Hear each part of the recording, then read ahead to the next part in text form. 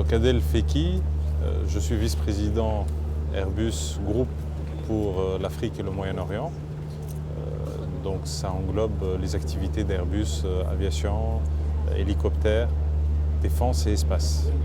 Le Forum Forbes est une découverte pour moi, puisque c'est la première édition à laquelle je participe.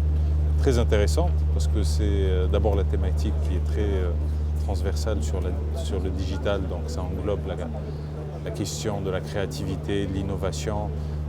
J'ai intervenu sur le volet des infrastructures, mais même là, c'est un espace large, même dans tout ce qui est digital, puisqu'on a parlé d'infrastructures terrestres, maritimes, mais aussi de l'espace.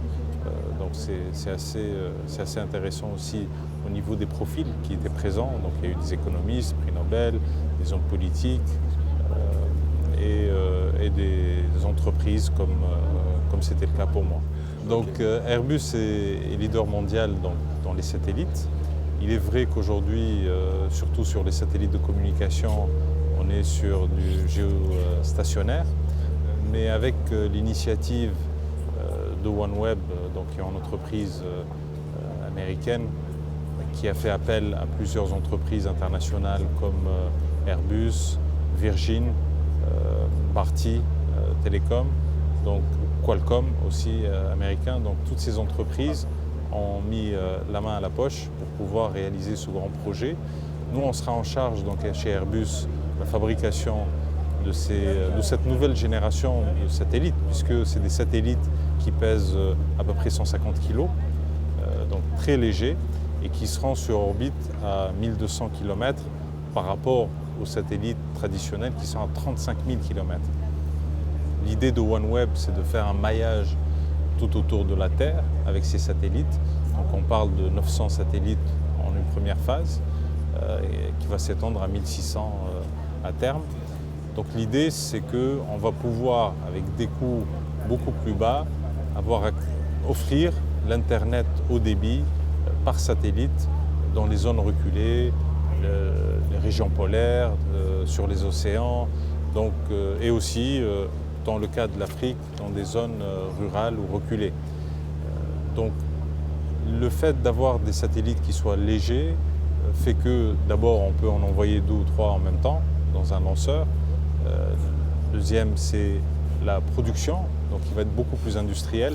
Aujourd'hui, on fabrique 20 satellites par an chez Airbus et demain, on va en fabriquer 1000. Bien évidemment, la technologie, elle est en soi la même, mais elle s'adapte à un modèle d'industrialisation qui est différent. Donc d'où cette approche du nombre qui deviendra donc plus économique. Donc le projet est très ambitieux, mais nous pensons que ce sera un projet de rupture par rapport à ce qui existe aujourd'hui au niveau des satellites. Comme on a entendu tout à l'heure le ministre de la République du Congo dire qu'ils ont besoin de 50 000 km de fibre optique pour couvrir le territoire, ils en sont à 7 000. Donc est-ce qu'ils vont pouvoir arriver à 50 000, le temps que ça prendra, etc. Donc je pense que ce que nous offrirons à partir de 2019 à travers ce projet OneWeb va être complémentaire. On a entendu certains parler de drones ou de ballons. Oui, ça peut aussi compléter. Après, ça sera une question d'efficacité.